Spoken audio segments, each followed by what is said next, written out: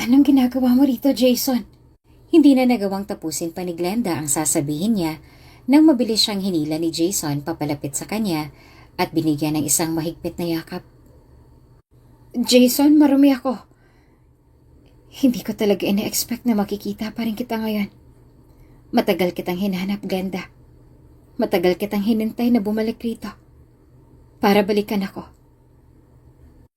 Jason, hindi mo ginusto yun.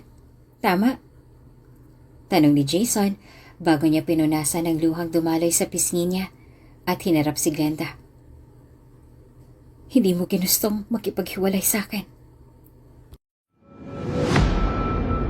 Kung bago ka pa lang sa channel na ito, Ate Jane TV, huwag kalimutang pindutin ang notification bell and subscribe button. Sana po hindi naman malaking abala sa inyo ang pagpindot ng subscribe button dahil ang kapalit po nito ay ang pagsuporta para makapag-produce ng mga libreng stories sa mga channels ni Ate Jane. Maraming salamat! Ang sabi nila, mapaglaro raw ang tadhana. Hindi mo alam at wala kang ideya sa kung ano pa man ang mga bagay na pwedeng mangyari sa hinaharap. Kumbaga, magugulat ka na lang talaga sa magiging resulta at consequences ng mga ginawa mo sa nakaraan. Pwedeng nakakagulat sa una, pero hindi rin magtatagal ay mapapaisip ka na lang talaga. Ang sabi nila, nakakatuwa raw kapag pinaglalaruan ka ng tadhana. Totoo nga ba ang sinasabi nila? O baka naman niloloko lang talaga natin ang sarili natin? Aminin mo man o sa hindi, naniwala ka sa tadhana nung una. Yung tipong, akala mo si Batman ang bahala. Ganon naman talaga, hindi ba? Si Batman na lang palagi. Pagkatapos bandang huli, kayo lang din ang gagawa sa sarili niyong kapalaran. Napapagod na ako, Jason. Saad ni Glenda. Nakangiting lumingon si Jason sa dalagang kasama niya bago ito lumuhod sa harapan ng nobya niya. Bahagya namang napaatras si Glenda nang dahil sa ginawa nito. Sinabi ko naman sa'yo kanina, hindi ba? Hindi mo kailangang maglakad dahil sagot ko naman ang pamasahe nating dalawa. Pabiro niyang paninisi na ikinatikom ng bibig ni Glenda. Sumampa ka sa likod ko, bubuhatin kita.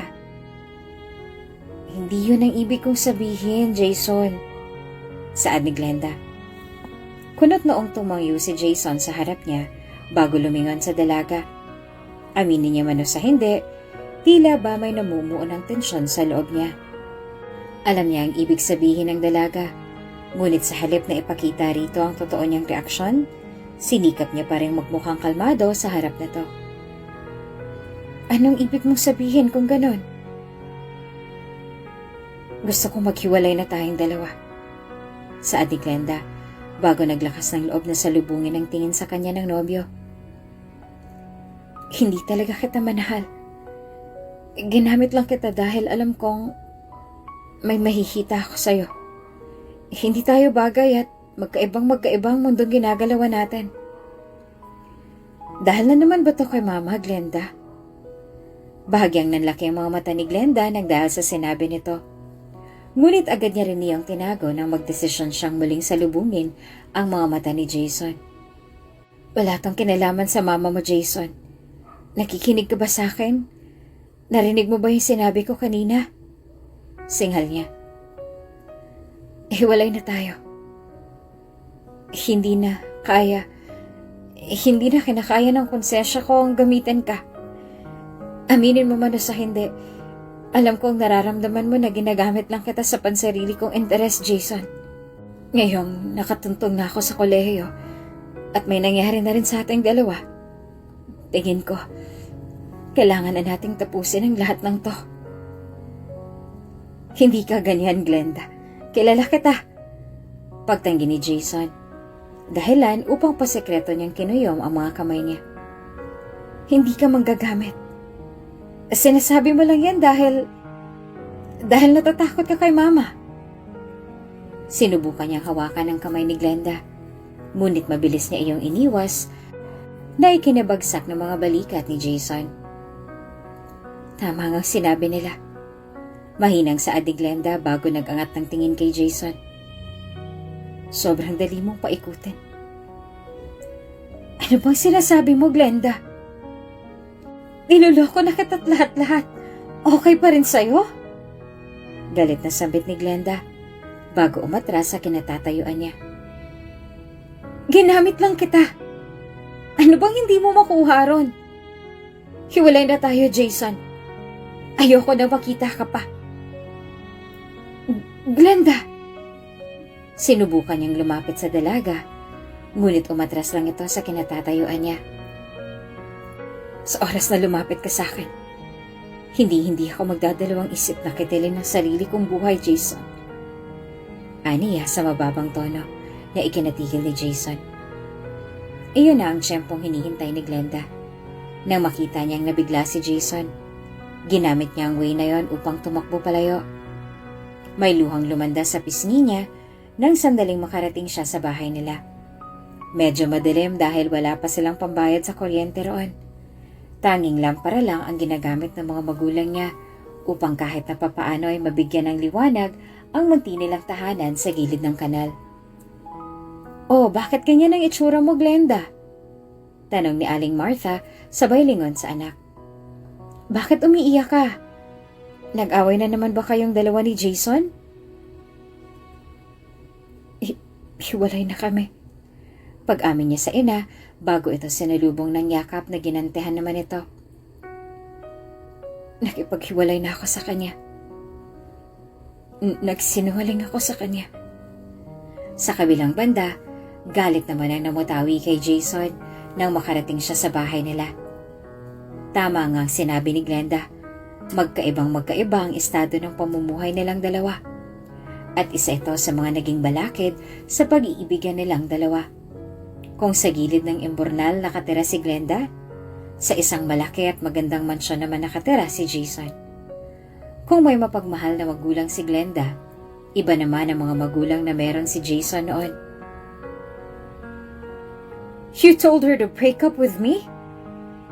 Singhal ni Jason nang makita niyang nanay niyang abala sa pagkain ng tsokolate sa living room. Ma, ilang beses ko bang kailangan sabihin sa'yo na layuan at tigilan mo kaming dalawa ni Glenda? Ano na namang ginawa ko, Jason? Natatawa niyang singhal, kahit na alam niya sa sarili niyang tinatago niya lang sa boses niya ang tuwa sa narinig. Sigurado kasi siya na sa galit pa lang sa tono ni Jason, alam niyang naghiwalay na ang dalawa. Matagal ko na siyang tinigilan, Jason. Huwag kang ang nambibintang dyan. Sa halip na makipag-away sa ina, mabilis siyang umakyat sa hagdan at padabog na nagkulong sa kwarto niya. Aminin niya man o sa hindi, tila ba nagunaw ang mundo niya nang makipaghiwalay si Glenda sa kanya. Lumipas ang isang buwan, ay hindi niya na ito nakita pa sa universidad na pinapasukan nito. Sa isang pampublikong paaralan nag-aaral ng kolehiyo si Glenda, habang si Jason naman ay sa isang eksklusibong paaralan na katapat lang ng universidad na pinapasukan ni Glenda. Napapangiti siya sa tuwing maaalala niya kung paano silang nagkakilala ni Glenda noon. Pero agad din namang naglaho ang ngiting iyon sa tuwing bumabalik sa alaala niyang wala na nga pala si Glenda sa paaralang iyon. Matagal na rin siyang huminto. Hindi na rin sila nakatira sa dati nilang bahay dyan sa barong-barong kaya wala na rin kaming ideya sa kung saang lugar na nga ba sila lumipat ngayon. Sagot ng kaklase ni Glenda sa kanya na makasalubong niya ito sa labas. Malungkot na pinagmasdan ni Jason ang bahay nila Glenda. Hindi angkop ang lugar na yon upang tirahan. Ngunit dahil na rin siguro sa kakapusan ng pera na pangrenta ng isang magandang apartment, wala na silang nagawa kung hindi ang pagtiyagaan ng esterong iyon. Pagkatapos ng ilang taong pag-aaral sa wakas, ay tuluyan na nga nakapagtapos ng pag-aaral si Jason.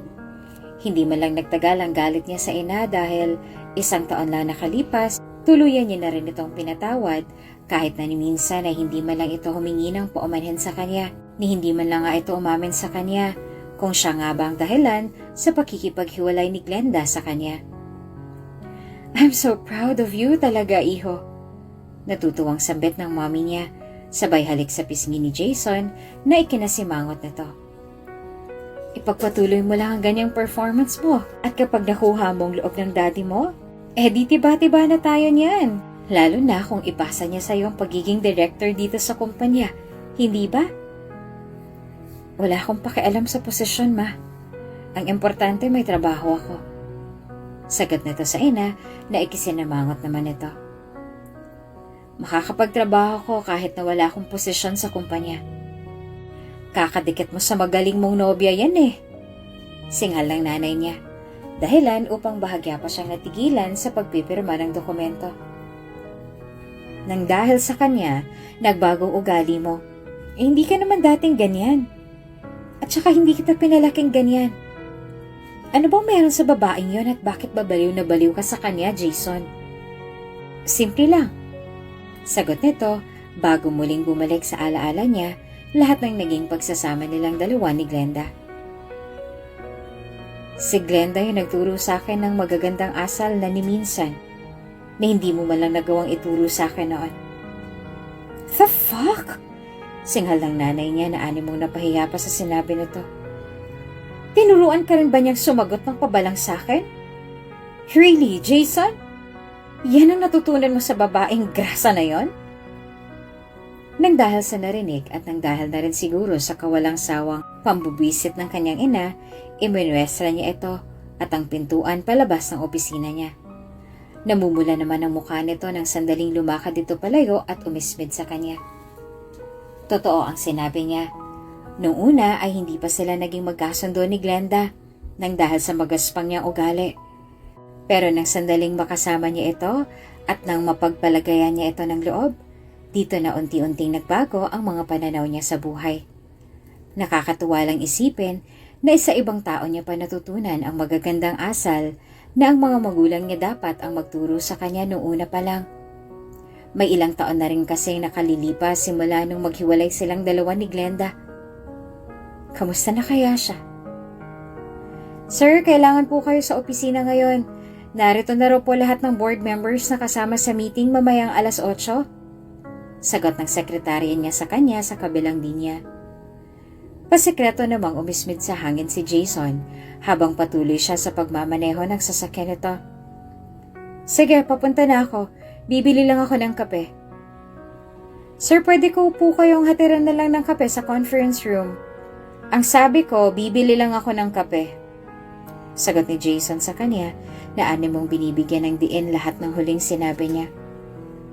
Give me 10 minutes at kapag wala pa ako ng 10 minutes dyan, umpisahan niyo ng meeting kahit na wala ako. Pero sir, ang kabilin-bilinan po ng chairman, huwag po munang umpisahan ng meeting nang wala kayo. Okay, fine. Bibilisan ko na lang. Singhal niya bago niya ipinarada ang sasakyan sa harap ng isang bakery. Ito ang bakery kung saan sila madalas na bumili ng tinapay ni Glenda noon. Hindi pumapayag sa mga mamahaling restaurant si Glenda, kaya naman kahit nalabag sa loob niya ang kumain ng tinapay sa lugar na yon, wala na rin siyang nagawa. Iba na ang may-ari ng pwesto roon, kaya naman kahit napapaano, ay nakakaramdam din siya ng lungkot sa mga nangyayari. May ilang taon na ang nakalilipas, ngunit hanggang ngayon ay nasa alaala niya pa rin ang lahat. May minsan na rin siyang inarrange sa isang engagement ng mga magulang niya na minsan niya na rin na-reject. Simula nang nawala si Glenda, tila ba nawalan na rin siya ng ganang magpakasal sa isang babae. Pakiramdam niya ay si Glenda lang talaga ang para sa kanya. Ano sa'yo, sir? Tanong ng babaeng palaging nagtitinda sa kanya. Tulad ng dati, isang pandikoko at isang 3-in-1 na kape. Sagot niya na nakangiti nitong tinanguan. Magkano lahat? 20 po. Sagot nito sa kanya bago siya nag-abot ng barya sa dalaga. Paalis na sana siya sa lugar na yon nang sandaling matigilan siya sa pagtalikod. Nakarinig siya ng iyak mula sa gilid ng tindahan. Hindi niya na rin nagawang pigilan ng sarili at tuluyan na ngang nilingon ang pinanggagalingan ng boses na yon. Parang awa niyo na po, Ale. Magagalit po sa akin si nanay. Pakiusap ng batang lalaki sa may-ari ng tindahan na ngayon ay nakahawak sa kwelyo ng madumi nitong damit. Hinihintay po ako ni nanay sa bahay. Parang awa niyo na po. Walang-wala lang ho talaga kami. Hinuli ni Aling Esang yan, sir. Natatawang sambit ng dalaga, dahilan upang bumaling siya ng tingin dito. Nahuli ni Aling Esang na nagnanakaw ng tinapay dito sa bakery kanina. Ang dami pa naman ng binulsa. Nasa 4 na tinapay pa yata. Medyo marami silang nagnakaw ng tinapay kanina. Siya lang yun nahuli kaya... Magkano yung presyo ng tinapay na kinuha niya? Tanong ni Jason, nanginiwian nito. Mga nasa 20 pesos po ang isa nun. Sagot ng dalaga sa kanya. Parang awa niyo na po, Ale. Nakikiusap po ako sa inyo. Hinihintay po ako ni nanay sa bahay. May sakit ang nanay ko kaya po nagawa ko po yun. Kahapon pa po kami hindi kumakain. Patawarin niyo po ako, Ale. Magtatrabaho na lang po ako para sa inyo para mabayaran lahat ng nakuha ng mga kasama ko. Parang awa niyo na po. Pakawalan niyo na po ako. Anong pakawalan? Gago ka ba? Magnanakaw ka tapos pakakawalan kita? Anong tingin mo sa akin? Hibang? Singhal ni Aling Esang na ikinakunot ng noo ni Jason.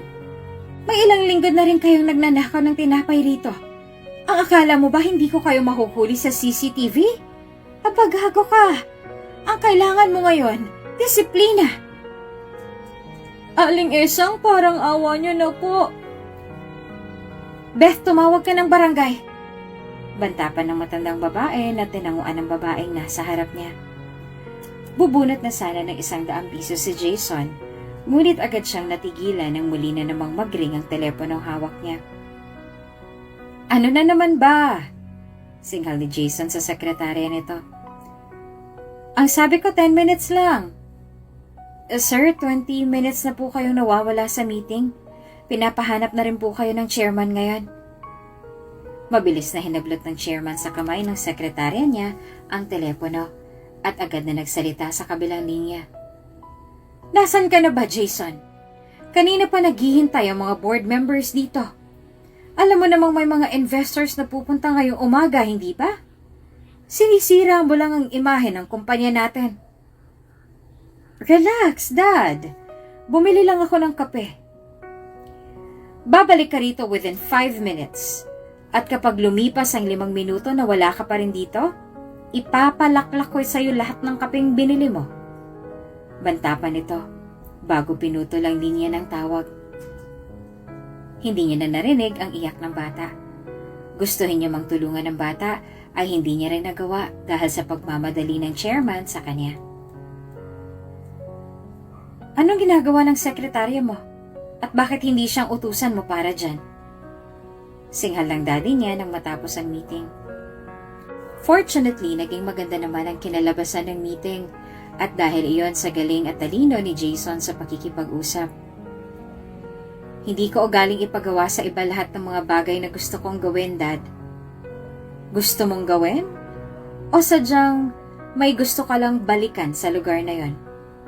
Nakangisi at taas kilay nitong tanong na ikinatikom ng bibig niya. Wake up, son. Kung ayaw talaga sa'yo ng dati mong nobya, huwag mo na siyang pilitin pa. Hindi kami naghiwalay dahil lang sa hindi namin gustong isa't isa, Dad. Nakialam si Mama, kaya nagkahiwalay kaming dalawa. Singhal niya na tinawanan lang nito. Okay, if that's what you think, then okay. Sagot nito bago siya tinapik sa balikat. If ever you two meet each other again, huwag kang magdadalawang isip na ipakilala siya sa akin, okay? Bili nito na marahan niyang tinanguan. If hindi suportado ang nanay mo sa relasyon ninyong dalawa, pwes ibahin mo ako. May namuong pag-asa sa dibdib ni Jason nang marinig niyang suportado siya ng daddy niya. Ngunit hindi rin naman niya nagtagal dahil aminin niya man o sa hindi, halata sa mukha ng nanay niya na hindi ito kumbinsido sa relasyon nilang dalawa ni Glenda. Kung sakali mang mapapayag niya ito, imposible na rin dahil ni isang bakas ni Glenda, hindi niya na mahanap pa ang dalaga. May ilang linggo na rin ang nakalipas simula nang mangyari ang lahat. Araw-araw rin siyang binabangungot sa gabi dahil sa tuwing ipipikit niya ang mga mata niya, bumabalik sa alaala niya kung paanong hawakan ni Aling Esang ang batang lalaki. Bakas ang pagmamakaawa nito sa matandang babae na hindi naman ito pinakinggan noong araw na yon. Ano na nga kayang nangyari sa batang lalaki na yon? Paano kung binugbog siya sa barangay ng araw ring iyon? Nang dahil sa konsensya, Hindi na siya nagdalawang isip pa na muling bumalik sa lugar na yon upang kamustahin ang bata. Batang lalaki? Tanong ng tanod na nakausap niya nang makarating siya ron. Lumingon ito sa bakery ni Aling Esang at kunot noong lumingon kay Jason na ngayon ay nag-aabang sa isasagot niya. Yung batang nagnakaw ng 5 tinapay? Natatawa niya pang tanong na ikinaasiwa ng mukha ni Jason. Yung batang lalaki na hinawakan sa kwelyo ni Aling Esang? Dagdag pa ni Jason na marahan nitong tinanguan. May ideya po ba kayo kung saan ang batang yon? Ano pong nangyari sa kanya sa barangay noong araw na yon? Sinaktan po ba siya? Binigyan na namin siya ng leksyon, sir. So you're saying na sinaktan niya siya? Sir, natatawa nitong pagpigil sa kanya na animong nakakatawang sinabi niya. Sir, wala po sa intensyon namin ng manakit ng batang ganoon kaliit.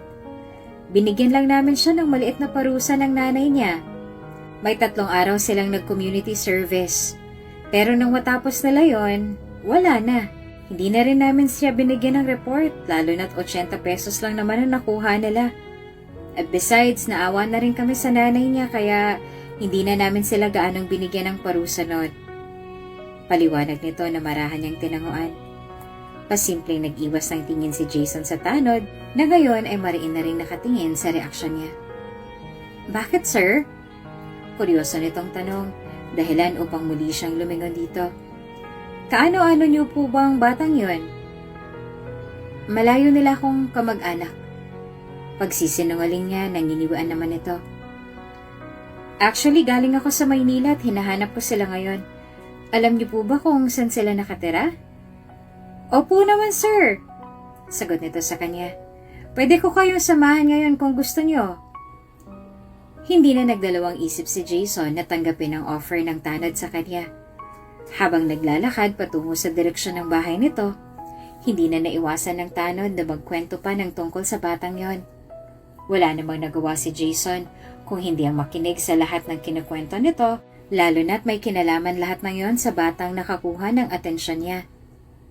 Sa katunayan nga sakit ng ulo ng barangay ang mag-inang yon. Iligal ang paninirahan nila sa tabi ng kanal sa ilalim mismo ng tulay. Aba, may ilang taon na rin na nakalilipas simula nung pinaalis sila roon. Hindi ko nga lang maisip kung bakit bumabalik na naman sila rito Paliwanag ng tanod sa kanila. Habang papalapit sila ng papalapit sa direksyon na sinasabi ng tanod, mas lalo lamang bumabagal ang paglalakad ni Jason. Tila ba nakakaramdam siya ng panghihina, lalo na nang bumalik sa alaala niya ang lahat.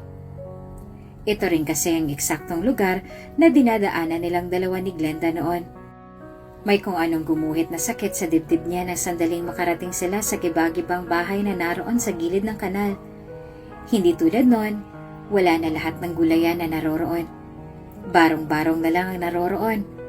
Nagkalat din ang mga kaldero sa lupa na nababalutan ng uling at buhangin. Imposibleng naroon si Glenda dahil may ilang taon niya na rin itong hindi nakikita. At isa pa, hindi mananatili sa ganong lugar si Glenda. Lalo na't delikado para sa kanyang paninirahan sa ganong klase ng lugar. Dito nakatira yung batang tinutukoy ko. Saad ng tanod sabay turo ng batuta nito sa pintuan ng barong-barong na naroon. May ilang buwan na silang nakatira dito. Hanggang ngayon ay hinahanapan pa rin namin sila ng temporary shelter. Sayang nga lang dahil wala kaming makuha para sa kanila. Wala rin daw kakayahan ng nanay ng batang yun na magbayad ng pansamantalang mauupahan. Kaya ang ending, kailangan nilang magtiis sa mabahong lugar na to. Agad na nangilid ang luha ni Jason nang dahil sa nangyari. May kung anong tumusok sa puso niya nang dahil sa mga nalaman. Posibleng nasasaktan siya dahil ito pa lang ang kauna-unahang pagkakataon na muli siyang napadpad sa lugar na to. Simula kasi nang maghiwalay silang dalawa ni Glenda, may 6 na taon na nakalilipas, hindi na rin siya muling nagtungo sa bahay na to. Noon ay dumalaw siya sa pagbabakasakaling makita pang dalaga roon. Pero nang wala na siyang naabutan doon na siya nagdesisyong maghinay-hinay at tuluyan nang ibaon si Glenda sa alaala nilang dalawa sa nakaraan. Ngayong naririto na naman siya, Tila ba mas lalo lamang nanikip ang dibdib niya. "Aling Glenda, tao po!" Sigaw ng tanod. Nagmamadaling tinalikuran ni Glenda lahat ng labahan niya sa kusina bago siya nagmamadaling lumabas upang daluhan ang kung sino mang tumatawag sa pangalan niya sa labas ng pintuan ng munting tahanan nila. Mabilis niya itong pinagbuksan at halos makaramdam siya ng takot nang makita niya ang tanod na tumawag din sa kanya noong nakaraang linggo. "Magandang araw po, Aling Glenda!" Nakangiti nitong bati sa kanya na marahan niyang tinanguan. "Nandito po ako para sa anak ninyo." "Wala rito si Jack ngayon, sir." Magalang niyang sambit na nakangiti nitong tinanguan. "May nagawa na naman po ba siyang kasalanan kay Aling Esang?" "Nako, hindi po." Natatawa niyang sambit. "May naghahanap po kasi sa inyo kaya napabisita kami ngayon sa bahay ninyo." Hinatak ng tanod si Jason patungo sa pintuan. Doon unti-unting lumaki ang mga mata ni Glenda nang muli na namang mag-cross ang mata nilang dalawa ni Jason. May kirot na gumuhit sa dibdib ni Jason nang makita niya ang dating nobya sa ganoong kalagayan. Sobrang payat nito, gulo-gulo ang buhok, may uling sa muka, at sira ang manipis nitong bestida na humalo sa putik na nasa binti niya kanina. Medyo maitim at animong nakulangan sa nutrasyon dahil sa timbang nitong tila ba mas lalo lang nabawasan nung huli silang nagkita nun. "Anong ginagawa mo rito, Jason?" Gulat na tanong ni Glenda. Nakangiting humarap sa kanilang dalawa ang tanod bago ito magalang na nagpaalam at tuluyan nang iniwan ng dalawa roon. May luhang gumuhit sa gilid ng mata ni Jason nang muli niya na namang pinagmasdan ang itsura ng dati niyang nobya. Maganda ito dati at marami ring naghahabol na lalaki rito noon. Hindi niya matukoy kung bakit ba sa hirap ng buhay kaya ganon ang itsura nito ngayon. O baka naman may sakit itong tinatago sa kanya at iyon ang kinababahala niya sa ngayon. "Anong ginagawa mo rito, Jason?" Hindi na nagawang tapusin pa ni Glenda ang sasabihin niya nang mabilis siyang hinila ni Jason papalapit sa kanya at binigyan ng isang mahigpit na yakap. Agad na nakaramdam ng pagkaasiwa si Glenda, lalo na nung maalala niyang hindi pa pala siya naliligo ng araw ring iyon. May mga uling din sa mukha niya at natitiyak niyang nakita ni Jason ang bagay na yon. Hindi niya na nga lang lubos na maisip kung bakit siya niyakap ni Jason. Bakit nga ba siya yayakapin ito? Gayong matagal na rin naman silang hiwalay. Baka nga kasal na ito ngayon. Jason, marumi ako.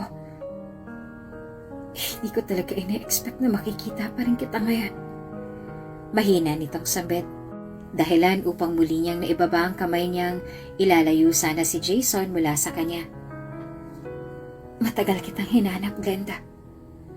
Matagal kitang hinintay na bumalik rito para balikan ako. Jason, hindi mo ginusto yun, tama?" Tanong ni Jason bago niya pinunasan ng luhang dumaloy sa pisngi niya at hinarap si Glenda. Nagmukha itong matanda sa edad nito. Baka sa mukha ni Glenda ang matinding pagod. Kaya naman hindi na rin nagtaka pa si Jason nang makita niya ang bahagyang pangungulubot ng mukha ni Glenda. Medyo mapusyaw na rin ang balat nito. Maging ang labi at kuko nito sa kamay ay medyo maputla. Kaya naman hindi niya naiwasang makaramdam ng awa para sa babaeng minsan niya na ring minahal noon. Hindi niya minahal si Glenda dahil lang sa itsura nito ng kabataan nilang dalawa. Minahal niya si Glenda dahil sa ugaling meron nito noon. Iyon din ang naging dahilan kung bakit tila ba pabor na pabor ang daddy ni Jason sa relasyon nilang dalawa ni Glenda noon. Ni minsan ay hindi nito pinaramdam kay Glenda na naiiba siya sa kanila. Hindi tulad ng ginagawa ng nanay ni Jason noon sa kanya sa tuwing magkukrus ang landas nilang dalawa. "Hindi mo ginustong makipaghiwalay sa akin," dagdag pa niya sa mahinahong tono bago niya hinawakan ang mukha ni Glenda na mariin itong ikinapikit. "Mahal na mahal mo ko at alam ko yun, Glenda. Hindi mo kailanman tinago sa akin kung gaano mo akong kamahal nun. Hindi tama to, Jason. Umalis ka na." Mahina niyang sambit na hindi man lang pinakinggan ni Jason. Hinayaan niyang lalaking padaos-dusin ang likod ng palad nito sa mukha niya. May ngiting naglaro sa labi ni Jason nang siya na mismo ang nagtanggal ng uling sa mukha ni Glenda gamit ang daliri niya. Mahal na mahal mo ako, Glenda, at alam ko yan. Kung gaano mo akong kamahal, mas doble noon ang pagmamahal na kaya kong ibigay sa'yo. Kung babalik ka sa akin. Ngayon. Aniya bago muling inaangat ang baba ni Glenda upang mag-cross ang mata nilang dalawa. Sasama ka sa akin ngayon. Magsasama tayong dalawa. Hindi pwede. Tanggi ni Glenda na ikinatikom ng bibig ni Jason. Ayaw sa akin ng mommy mo. So it's her. Dugtong ni Jason na ikinahinga niya ng malalim. Si mommy ang dahilan kung bakit nakipaghiwalay ka sa akin 6 years ago? Marahan siyang tumango habang mariing nakapikit bago siya nag-angat ng tingin kay Jason. Binantaan niya ako at ang buong pamilya na papatayin niya kami sa oras na lumapit pa kami sa'yo. Hindi siya kumbinsido sa relasyon nating dalawa kaya gusto niyang maghiwalay tayo. Hindi tayo pwede, Jason. Mayaman ka. Mahirap lang ako. Langit ka. Lupa lang ako. Magandang buhay na meron ka. Habang kami naman ng anak ko, pinipilit lang na mabuhay sa ganitong klase ng sitwasyon. Anak mo o anak nating dalawa? Tanong ni Jason, dahilan upang gumuhit ang luha sa gilid ng mata ni Glenda. Dahilan upang marahan itong punasan ng dati niyang nobyo. Anak ko, ang batang yun, Glenda. Marahan itong tumango sa kanya, dahilan upang muli na namang gumuhit ang sakit sa puso ni Jason. Hindi niya lubos maisip na ang batang nagnakaw sa tindahan ni Aling Esang ng tinapay at ang batang pinagbuhatan ng kamay ng matandang babae noon ang anak niya. May nangyari sa pagitan nilang dalawa ni Glenda noon, may 1 buwan bago pa man sila nagkahiwalay. Kaya naman natitiyak niyang kanya nga ang batang yon. Nambuntis ako nun sa anak nating dalawa at yun ang naging dahilan kung bakit hindi ko na nagawang tapusin ang pag-aaral ko. Nalugmok ang mga magulang ko sa nangyari kaya naman may 2 taon lang nakalipas. Tuluyan na nga silang binawi ng langit sa akin. Malungkot niyang sambit bago nagbaba ng tingin. Wala akong ibang mapagkukunan ng lakas ng loob kung hindi ang anak nating dalawa, Jason. Ginawa ko ang lahat kahit na mahirap para sa akin ng magtrabaho, lalo na't nagkasakit ako. Hanggang ngayon, hindi ko pa rin nagagamot ang sakit ko nang dahil sa kakulangan ng pera. Sumama kang bumalik sa akin, Glenda. Sumama kayong dalawa ng anak ko sa akin. Aniya na nakangiti niyang inilingan. Humigpit ang hawak niya sa kamay ng dalaga, dahilan upang malungkot itong pinagmasdan ni Glenda. Gagawin kong lahat. Ipapangako ko sa'yo. Hinding-hindi na kita iiwanan. Hindi tulad ng ginawa ko nun. Nay? Tawag ng isang maliit na boses, dahilan upang bahagya pa silang natigilan sa pag-uusap. May narinig silang kaluskos mula sa kusina. Agad na umukit ang ngiti sa labi ni Jason nang mapagtantong iyon na nga ang anak niya. Habang si Glenda naman ay walang ibang nagawa kung hindi ang ngumuso na lang at agad na sinalubong ang batang lalaki na mabilis na yumakap sa binti niya at tumingala sa kanya upang magtanong. Sino siya, nanay? Inosente nitong tanong, kasabay ng pagbaling sa lalaki ngayon ay nakangiti sa kanya. Kaibigan niyo po ba siya? Hindi, anak. Sagot ni Glenda sa kanya bago marahang hinaplos sa mukha ng anak at bumaling nagtingin kay Jason na ngayon ay naghihintay sa pagyakap ng anak sa kanya. Siya ang tatay mo, anak. May 6 na taon din niyang hindi nakilala ang anak.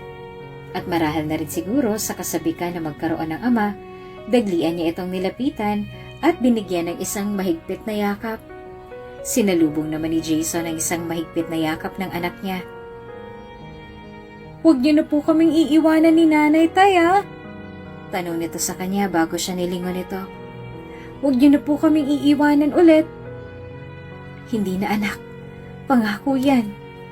Naluluhan niyang sambit bago niya kinagat ang labi at muling niyakap ang maliit na bata.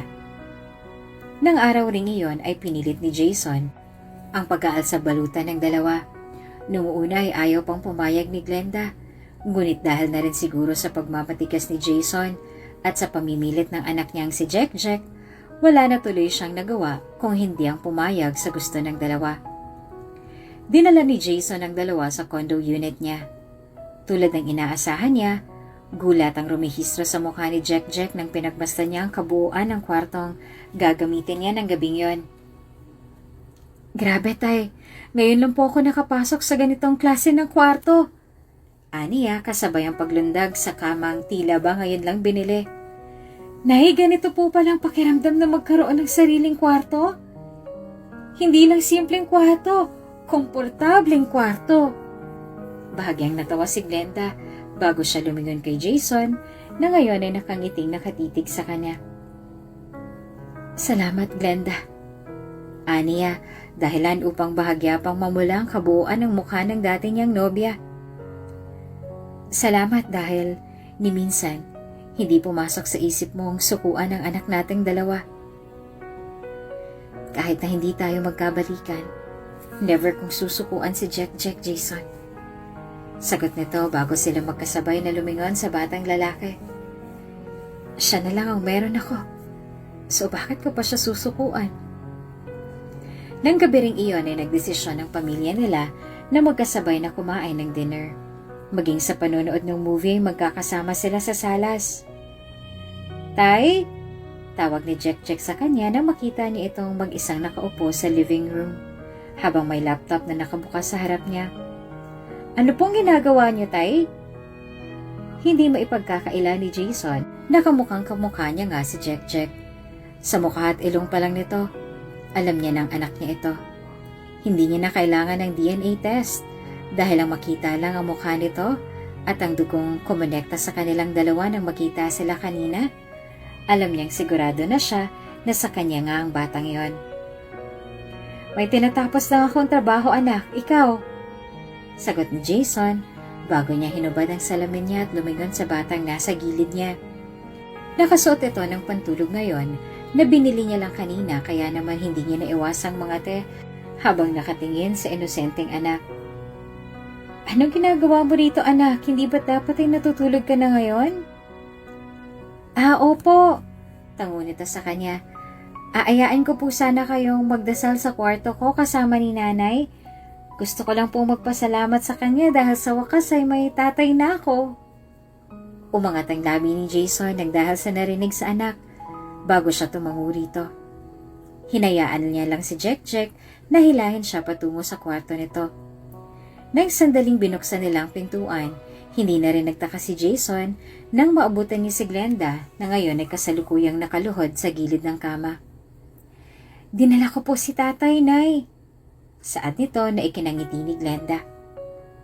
Ginaya ni Jason ang pwesto ni Glenda bago pumagitna sa kanilang dalawa si Jack na ngayon ay handang-handa na sa gagawin. Lord, maraming salamat po dahil sa wakas ay nakita ako ng tatay ko. Panimula nito habang nakapikit. Hindi naman naiwasan ni Jason ang mangiti bago lumingon kay Glenda na ngayon ay nakatingin na rin sa kanya. Sana po maayos ulit ang relasyong meron sila. Gusto ko po ng isang kompleto at masayang pamilya. Kung ano man po ang galit nila sa isa't isa, sana po maayos na po nila. Amen. Bahagyang nag-iwas ng tingin si Glenda habang si Jason naman ay walang ibang nagawa kung hindi ang nangingiting nagbaba ng tingin.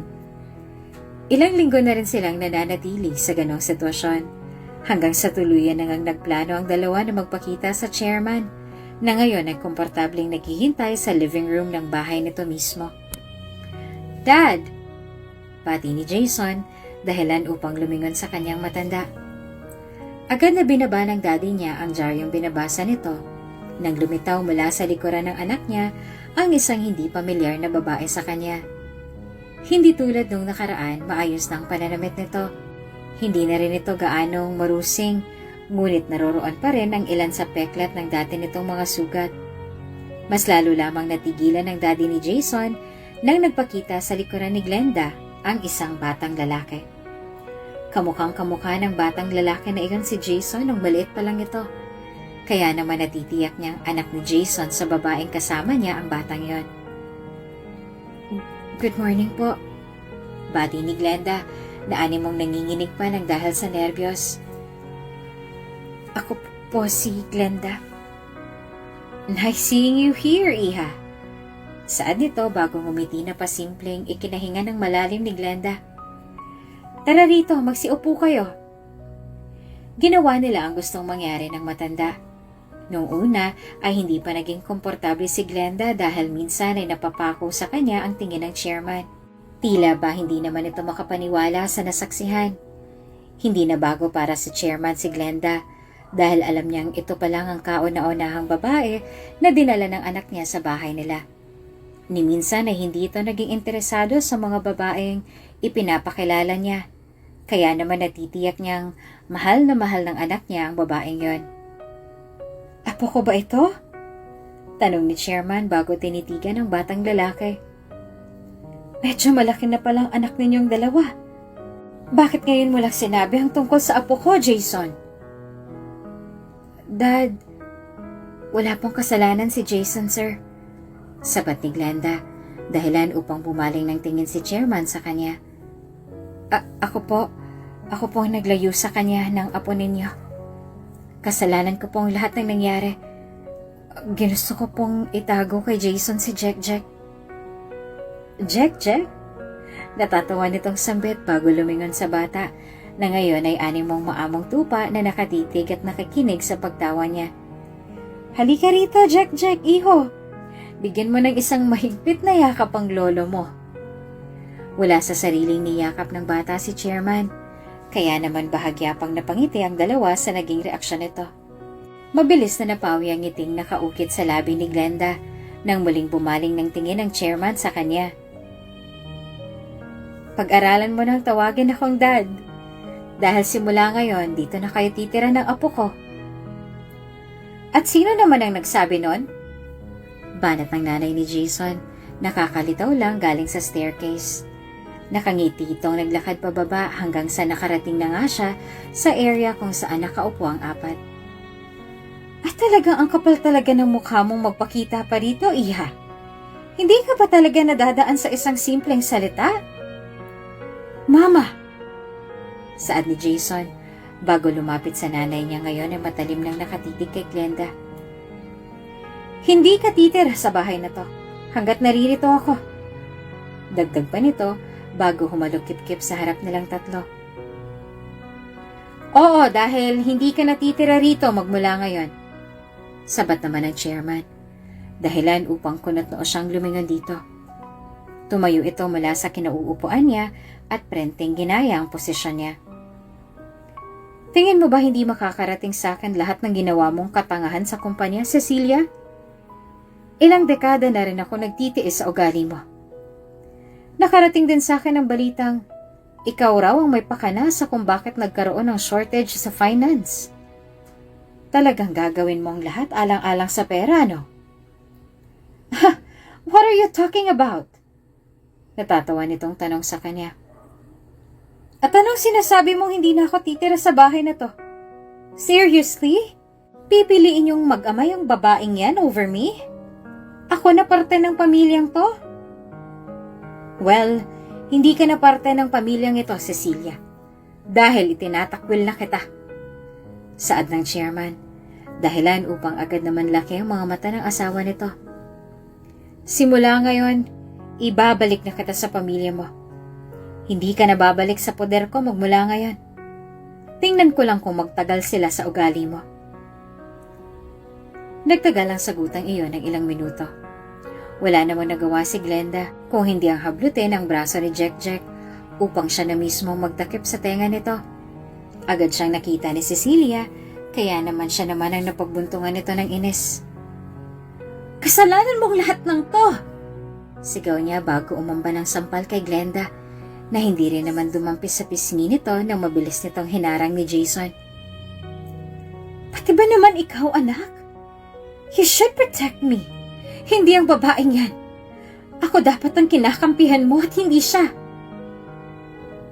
Paano kitang kakampihan kung ikaw mismo ang naghatid ng gulo, ma?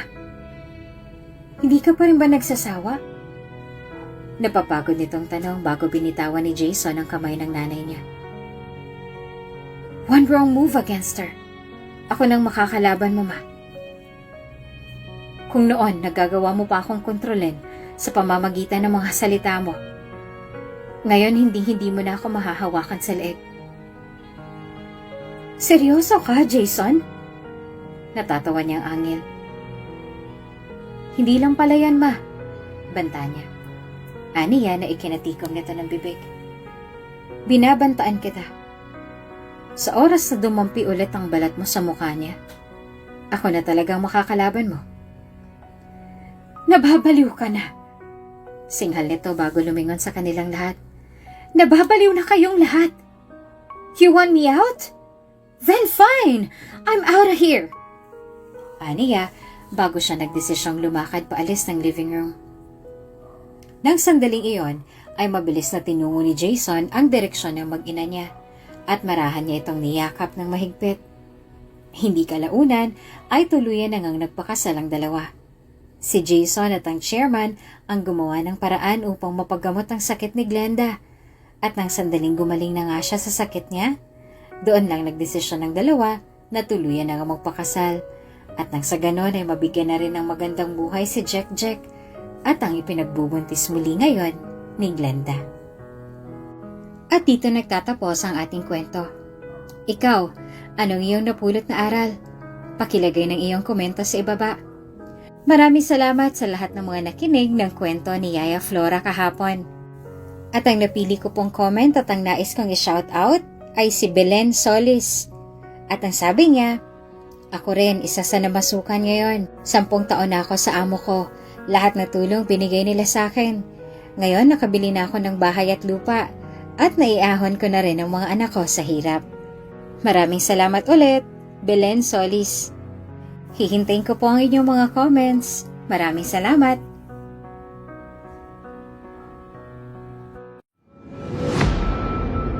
Kung bago ka pa lang sa channel na ito, Ate Jane TV, huwag kalimutang pindutin ang notification bell and subscribe button.